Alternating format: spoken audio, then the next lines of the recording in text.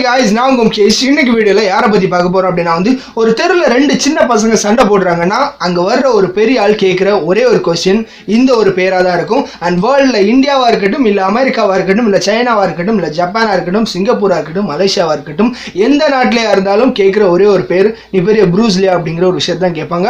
ப்ரூஸ்லே பத்தி தான் இந்த வீடியோல பார்க்க போறோம். வெறும் 32 வயசு வரைக்கும் தான் வாழ்ந்த இந்த ஒரு நபர் இன்னைக்கு வரைக்கும் இவர் எப்படி இறந்திருக்காரு அப்படிங்கிறது ஒரு மிகப்பெரிய ஒரு மிஸ்டரியா தான் இருக்கு. அண்ட் இவர் அதாவது என்னன்னா வேர்ல்டுல இருக்கிற எல்லாருமே ஒரே ஒரு நபருடைய பேரை சொல்லணும் அப்படின்னா கண்டிப்பா ஒரு மிகப்பெரிய லெவலில் ஏதாவது ஒன்று சாதிச்சா மட்டும்தான் முடியும். இவர் என்ன சாதிச்சிருக்காரு அப்படிங்கிற ஒரு விஷயத்தை இந்த வீடியோவில் பார்க்க போறோம். வீடியோ பார்க்கறதுக்கு முன்னாடி கண்டிப்பா நம்ம சேனலை சப்ஸ்கிரைப் பண்ணுங்க. இந்த மாதிரி ஒவ்வொரு வீடியோ உங்களுக்காக நான் போஸ்ட் பண்ணிட்டு இருக்கேன். இப்போ டாபிக் உள்ள போலாம். ப்ரூஸ்லி 1940 அமெரிக்காவில் சான் பிரான்சிஸ்கோல பிறக்கிறாரு அப்படிங்கிறத தெரிஞ்சுக்கோங்க. 1973 இறந்து போயிடுறாரு. அண்ட் கிட்டத்தட்ட அவர் இறந்து 47 வருஷம் ஆயிடுச்சு. 47 வருஷத்துக்கு அப்புறம் நான் யூடியூப்ல இருந்து பேசுறேனாலே அந்த ஒரு மனுஷனுக்கு எவ்வளவு மாசம் அப்படிங்கிறது கண்டிப்பா நம்ம எல்லாருக்குமே தெரியும்.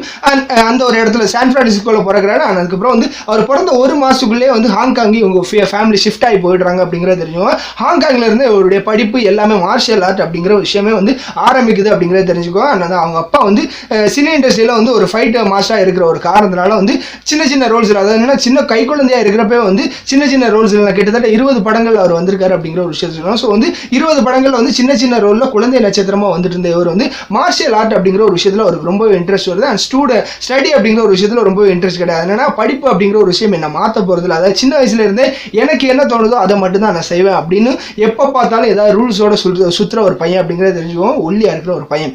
ஸோ இப்படி இருக்கிற சுச்சுவேஷனில், அதாவது அந்த டைமில் தான் செகண்ட் வேர்ல்டு வார், அதாவது ஹாங்காங்கும் ஜப்பானுக்கும் வேர்ல்டு வார் நடக்கிற அந்த ஒரு டைமில் எப்போவுமே ஃபைட் அப்படிங்கிற ஒரு விஷயத்தை பார்த்து வளர்ற இவர் என்ன பண்ணுறாரு அப்படின்னா ஸ்ட்ரீட் ஃபைட்டில் ரொம்பவே இன்ட்ரெஸ்டிங்காக இருக்கிற ஒரு ஆள். அதாவது என்னன்னா தன்னோட பெரிய பையனாக இருந்தாலுமே ஸ்ட்ரீட் ஃபைட், அதாவது தெருவில் நடக்கிற ஒரு சண்டை, ஸோ சண்டையில் போய் ஜெயிக்கிறதா இருக்கட்டும், இல்லை எல்லாரும் கூட சண்டை போட்டு வீட்டுக்கு வர்றதா இருக்கட்டும், எப்போவுமே துருன்னு இருக்கிற ஒரு பையன் அப்படிங்கிறது தெரியும். ஸோ இப்படி இருக்கிற சுச்சுவேஷனில் தான் அங்கே இருக்கிற ஒரு மிகப்பெரிய ஒரு அரசியல்வாதி அவருடைய பையனை ஒரு தடவை அடிச்சுட்டு போயிடுறாரு. ஸோ அதே மாதிரி போலீஸ் கேஸ் எல்லாம் அந்த ஒரு டைம்ல ஆகுது. ஸோ இந்த ஒரு விஷயத்தால வீட்டில் என்னடா இவன் இப்படி பண்ணிட்டே இருக்கா அப்படின்னு சொல்லிட்டு அவங்க அப்பாவும் அம்மாவும் என்ன பண்றாங்க அப்படின்னா மறுபடியும் நீ அமெரிக்காவுக்கே போயிடுற அப்படிங்கிற ஒரு விஷயத்துக்காக அமெரிக்காவுக்கு அனுப்பிவிடுறாங்க. அமெரிக்காவில் ஒரு ஹோட்டலில் வேலை பார்க்குறாரு. ஒரு ஹோட்டலில் வேலை பார்த்துட்டு இந்த மார்ஷியல் ஆர்ட் அப்படிங்கிற ஒரு விஷயத்தில் எப்படியாவது நம்ம மேலே வரணும் அப்படிங்கிற ஒரு விஷயத்தை அவர் யோசிக்க ஆரம்பிக்கிறாரு.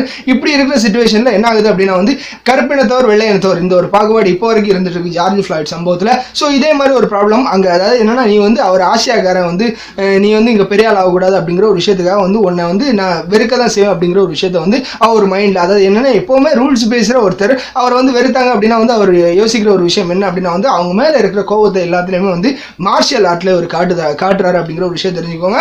அண்ட் கராத்தேயா இருக்கட்டும், இல்லை குங்ஃபுவா இருக்கட்டும், இல்லை யூரோப் கலைகளா இருக்கட்டும், இந்த மாதிரி விஷயங்கள் எல்லாத்தையுமே ஒன்னா சேர்த்து ஒரு மார்ஷியல் ஆர்ட் ஆரம்பிக்கிறாரு அப்படிங்கிறது தெரியும். அது என்னன்னா அவர் யூஸ் பண்றது குங்ஃபு கிடையாது, அவர் தனியாவே தற்காப்பு கலை அவர் உருவாக்கிக்கிட்டாரு அப்படிங்கிறதா ஒரு நிதர்சனமான ஒரு உண்மை. இதுக்கான காரணம் என்ன அப்படின்னா இந்த குங்ஃபு அப்படிங்கிற ஒரு விஷயத்தை அமெரிக்கால அவர் ஃபேமஸ் பண்ணி அந்த ஒரு டைம்ல கொண்டு வர்றப்போ இங்கே சைனாலேருந்து நீ அதெல்லாம் சொல்லிக் கொடுக்கக்கூடாது அப்படிங்கிற ஒரு விஷயத்தை இவரை டாமினேட் பண்ணுறாங்க. ஸோ என்ன யாரும் டாமினேட் பண்ண முடியாது, நான் இப்படி தான் இருப்பேன் அப்படிங்கிற ஒரு விஷயத்தை சொல்கிற ஒரு ஆள் இவர். ஸோ என்ன பண்ணுறாரு அப்படின்னா அங்கே இருக்கிற, அதாவது குங்ஃபுலேயே மிகப்பெரிய ஒரு மாஸ்டர். ஸோ அந்த ஒரு மாஸ்டர் கிட்ட இருந்து ஒரு கால் வருது. என்ன பண்ணுறாரு அப்படின்னா நீ என் கூட சண்டை போடணும், நீ என் கூட சண்டை போட்டு நீ ஜெயிச்சிட்ட அப்படின்னா நீ என்ன வேணாலும் பண்ணிக்கலாம், நாங்கள் எதுவுமே கேட்க மாட்டோம். பட் நான் ஜெயிச்சிட்டேன் அப்படின்னா நீ ஃபாரினர்ஸ் யாருக்குமே இந்த ஒரு கலையை சொல்லிக் கொடுக்கக்கூடாது அப்படிங்கிற ஒரு விஷயத்தை சொல்கிறாங்க. சரி ஓகே அப்படின்னு சொல்லிடுறாரு. ஸோ அதே மாதிரி அந்த ஒரு ஃபைட், அதாவது என்னன்னா எந்த யூடியூப் சேனல் பார்த்தாலுமே இந்த ஒரு ஃபைட்டை கண்டிப்பா சொல்லுவாங்க. ஏன்னா அதான் ஒரு மிகப்பெரிய ஒரு மாஸ். ஸோ மிகப்பெரிய ஒரு குங்ஃபு மாஸ்டர். ஸோ அந்த ஒரு டைம்ல இவர் என்ன பண்றாரு அப்படின்னா அந்த ஒரு ஃபைட் நடக்குது, எல்லாருமே பார்த்துட்டு இருக்காங்க. அந்த ஃபைட்டில் கிட்டத்தட்ட 3 நிமிஷத்தில் அந்த ஒரு நபரை அந்த குங்ஃபு மாஸ்டர் கீழே விழ வச்சிட்டாரு அப்படிங்கிறத தெரிஞ்சுவோம். கீழே விழ வச்சுட்டு என்ன பண்ணுறாரு அப்படின்னா சந்தோஷம்லாம் படல, ஒரு சைடில் போய் உட்காந்துடுறாரு.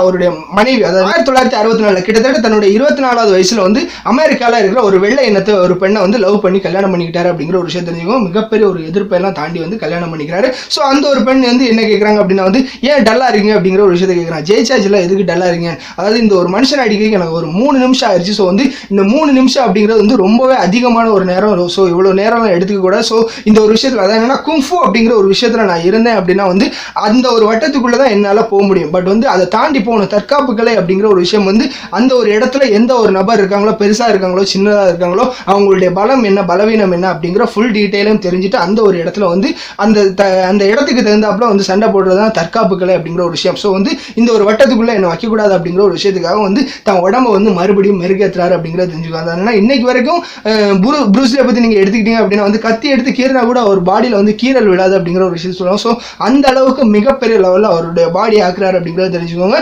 அண்ட் ப்ரூஸ்லியை வந்து நீங்கள் கூகுளில் சர்ச் பண்ணிங்கன்னா ஒரு ஏகப்பட்ட வீடியோஸ் வரும். அதில் முக்கியமான வீடியோ என்ன அப்படின்னா வந்து டேபிள் டென்னிஸை வந்து தன்னுடைய இன்ஜாக் வச்சு அவர் பண்ணுவார். ஸோ இந்த ஒரு விஷயமா இருக்கட்டும், இல்லை வந்து தன்னுடைய சைடு கிக் இந்த ஒரு விஷயம் மூலமாக வந்து தீக்குச்சியில் வந்து தீ வர வைக்கிறதா இருக்கட்டும், இந்த மாதிரி கிக் அப்படிங்கிற ஒரு விஷயத்தில் வந்து என்ன சொல்கிறது, அவருடைய கிக்கை பண்ணார் அப்படின்னா வந்து ஆப்போசிட்டில் இருக்கவங்களுக்கு வந்து ஒரு காரை வச்சு இடித்த அளவுக்கு அந்த ஒரு மாசு இருக்கும் அப்படிங்கிற ஒரு விஷயத்த சொல்கிறாங்க.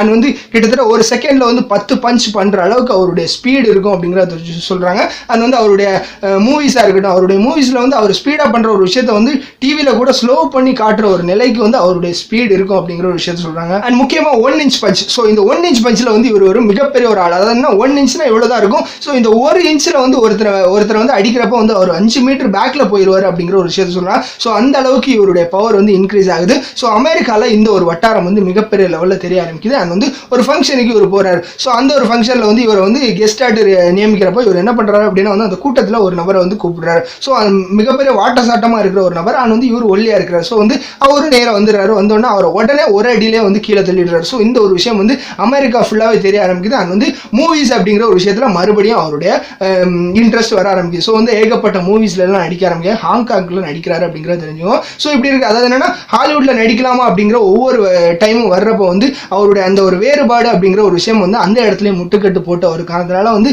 அமெரிக்காலாம் செட் ஆகாது அப்படிங்கிற ஒரு விஷயத்துக்காக வந்து ஹாங்காங்ல வந்துடுறாரு. ஹாங்காங்ல வந்து ஒவ்வொரு படங்களும் நடிக்கிறார். படம் எல்லாமே வந்து பிளாக் பஸ்டர் ஹிட் ஆகுது. ஆனால் அவருடைய படங்கள் எல்லாத்துலேயுமே வந்து அவர் தன்னோட வாழ்க்கையில எதை சொல்ல விரும்புறாரோ அந்த ஒரு விஷயத்தை வந்து படம் மூலமா சொல்லிடுவாரு அப்படிங்கிறத தெரிஞ்சுக்கோங்க. அதாவது என்னன்னா MS தோனி தன்னுடைய கோவத்தை எல்லாத்தையுமே வந்து பேட்ல தான் காட்டுவார். ஸோ அதே மாதிரி தான் அதாவது தி வே ஆஃப் டிராகன் அப்படிங்கிற ஒரு படம். ஸோ அந்த ஒரு படத்துல வந்து கடைசி சீன்ல என்ன அப்படின்னா வந்து ஆப்போசிட்ல இருக்கிற வந்து ஒரு அமெரிக்காக்காரனாகவும் அண்ட் வந்து அமெரிக்கா வந்து இவங்களை வேறுபாடா பார்த்த ஒரு விஷயத்தை அந்த ஒரு படத்துல காட்டுவார். ஸோ அவரை வந்து இவர் துவம்சம் பண்ற மாதிரி ஒரு விஷயத்தை காட்டுவாங்க. அண்ட் வந்து தி கேம் ஆஃப் டெத் அப்படிங்கிற ஒரு விஷயம். ஸோ அதுல என்ன அப்படின்னா வந்து கங்ஃபு அப்படிங்கிற ஒரு கலையினால வந்து தோத்து போயிடுவார். அது என்னன்னா கடைசி ஃபைனல் கிளைமேக்ஸ் வந்து ஒவ்வொரு மாடி, அதாவது என்னன்னா 5 ஃப்ளோர். ஸோ 5 ஃப்ளோர்லேயும் ஒவ்வொரு எதிரி இருப்பான். அவ்வளோ பேரே வந்து அடிக்கணும். ஸோ இப்படி இருக்க சுச்சுவேஷனில் கங்ஃபு வச்சு அடிப்பார். அது முடியாமல் போயிடும். அதுக்கப்புறம் வந்து அவருடைய தனி மார்ஷியல் ஆர்ட், அதாவது என்னன்னா அவர் உருவாக்குன அந்த ஒரு மார்ஷியல் ஆர்ட். அது என்னன்னா ஹைட்டா ஒருத்தர் இருப்பான், அண்ட் கட்டையா ஒருத்தர் இருப்பான். ஒருத்தருக்கு இன்னொரு கலை இருக்கும், இன்னொருத்தனுக்கு இன்னொரு கலை இருக்கும். ஸோ அந்த மாதிரி வந்து அந்த டைமுக்கு தகுந்தாப்புல மாறி அவனை அடிக்கணும் அப்படிங்கிற ஒரு விஷயத்த வந்து அவர் சொன்ன அந்த ஒரு கலையை அந்த ஒரு படத்தில் காட்டியிருப்பார் அப்படிங்கிறத தெரிஞ்சுக்கோங்க. அவர் என்ன சொல்லணும் அப்படிங்கிறத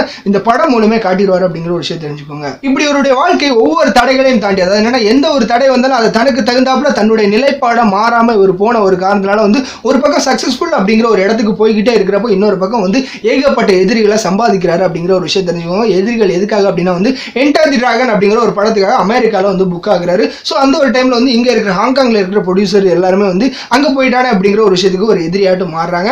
அண்ட் அதுக்கப்புறம் வந்து இவனை யாராலையுமே அடிக்க முடியல அப்படிங்கிற ஒரு விஷயத்துக்காகவும் நிறைய பேர் வந்து எதிரியா மாறுறாங்க. அண்ட் குங்ஃபு அப்படிங்கிற ஒரு கலை வந்து எல்லா நாட்டுக்கும் பொதுவானது. அது என்னன்னா ஒரு கலை அப்படிங்கிற ஒரு விஷயத்தை வந்து ஒரு நாட்டுக்காகவோ இல்லை ஒரு தனி நபருக்காகவோ வந்து அடக்கி வைக்கக்கூடாது அப்படிங்கிற ஒரு விஷயத்த சொன்ன ஒரு காரணத்தினால வந்து இவருக்கு ஏகப்பட்ட எதிரிகள் வந்துகிட்டே இருக்காங்க. ஸோ இப்படி இருக்கிற சிச்சுவேஷன்ல என்டர் தி டிராகன் அந்த ஒரு படப்பிடிப்பு நடந்து முடிஞ்சது. அதுக்கப்புறம் வந்து எடிட்டிங் ஒர்க் நடந்துட்டு இருக்கிறப்போ என்ன ஆகுது அப்படின்னா வந்து ஒரு நாள் வந்து அவர் மயங்கி விழுந்துடுறாரு. ஸோ இந்த ஒரு விஷயம் வந்து எல்லா இடத்துலையும் எல்லா நியூஸ்லையும் பரவுது. ஸோ அந்த ஒரு டைம்ல வந்து ஒரு ஹாஸ்பிட்டலும் கூட்டு போறாங்க. ஹாஸ்பிட்டலில் இவருக்கு மூளை ப்ராப்ளம் இருக்கு அப்படிங்கிற ஒரு விஷயம் சொல்றாங்க. அது என்னன்னா தலைவலி இருக்கிற ஒரு காரணத்தினால வந்து இவர் வந்து பெயின் கில்லர் அதிகமாக போடுறதுனால இவருக்கு மூளை ப்ராப்ளம் இருக்கு அப்படிங்கிற ஒரு விஷயம் சொல்றாங்க. மே மாசம், அது என்னன்னா 1973 மே மாசத்துல 1973 ஜூன்ல இவர் இறந்து போயிட்டார். ஒரு நாள் வந்து ஈவினிங் வந்து ஒரு ஹீரோயினோட வீட்டில் இருக்கிறாரு. ஸோ அந்த ஒரு டைம்ல வந்து ஈவினிங் ப்ரூஸ்லி இறந்து போயிட்டாரு அப்படிங்கிற ஒரு விஷயம் எல்லா நியூஸ் பேப்பர்லயும் வர ஆரம்பிக்கும். வேர்ல்டு ஃபுல்லா அந்த ஒரு செகண்ட் ஸ்தம்பிச்சு போயிருச்சு அப்படிங்கிற ஒரு விஷயம் தான் சொல்லும். ஸோ இவர் இறந்ததுக்கு அப்புறம் வந்து ஏகப்பட்ட கான்ஸ்பிரசி தியரி, இவர் இப்படி இறந்திருக்காரு அப்படி இறந்திருக்காருன்னு வந்து ஒவ்வொரு நாட்டிலையும் ஒவ்வொரு விதமா பேச ஆரம்பிச்சிட்டாங்க. ஒருத்தவங்க வந்து அவர் வந்து ப்ரொடியூசர் தான் கொண்டுட்டார் அப்படிங்கிற ஒரு விஷயம் சொல்றாங்க. ஒரு பக்கம் வந்து அவருடைய ஒய்ஃபே அவரை கொண்டாங்க, விஷத்தை கொடுத்து கொண்டாங்க அப்படிங்கிற ஒரு விஷயம் சொல்றாங்க. ஸோ இன்னைக்கு வரைக்கும் இவருடைய டெத்துக்கான மிஸ்ட்ரி என்ன அப்படிங்கிற ஒரு விஷயத்தை நான் ஏகப்பட்ட இடத்துல தேடி பார்த்தேன். ஸோ எதுலையுமே கிடைக்கல அப்படிங்கிற ஒரு விஷயம் தான். அதாவது என்னன்னா அவருடைய மூளை வந்து அவர் இறந்ததுக்கு அப்புறம் வந்து அந்த போஸ்ட்மார்ட்டம் ரிப்போர்ட்ல அவருடைய மூளை வந்து 14% வந்து பெருசாயிருக்கு அப்படிங்கிற ஒரு விஷயம் தான் எல்லா இடத்துலையுமே மென்ஷன் பண்றாங்க. ஸோ வந்து எதுக்காக பெருசாயிருக்கு, அதாவது டேப்லெட் போட்டதுனால பெருசாயிருக்கு அப்படிங்கிற ஒரு விஷயத்தை சொல்லலாம். ஸோ வந்து இன்னைக்கு வரைக்கும் இந்த ஒரு விஷயம் கான்ஸ்பிரசி தியரியாவே இருக்கு அப்படிங்கிறத தெரிஞ்சுக்கோங்க. மிகப்பெரிய ரிவல்யூஷன் ஏற்படுத்தின எத்தனையோ பேர் இந்த மாதிரி எப்படி இறந்தாங்க அப்படிங்கிற ஒரு விஷயமே, அதாவது என்னன்னா எக்ஸிஎம் வந்து ஜெயலலிதாவை எடுத்துக்கிட்டாலே தெரியும். ஸோ வந்து எப்படி இறந்தாங்க அப்படிங்கிற ஒரு விஷயம் இன்னைக்கு வரைக்கும் தெரியாம தான் இருந்துட்டு இருக்கு அப்படிங்கிற ஒரு விஷயம் சொல்லி இந்த வீடியோ முடிக்கிறேன். அண்ட் இந்த வீடியோ பிடிச்சதுன்னா கண்டிப்பா லைக் பண்ணுங்கள், ஷேர் பண்ணுங்கள். அண்ட் உங்களுக்கு என்ன தோணுதோ கண்டிப்பாக கமெண்ட்டில் லீவ் பண்ணுங்கள். முக்கியமாக நம்ம சேனலை சப்ஸ்கிரைப் பண்ணுங்கள். And thank you guys.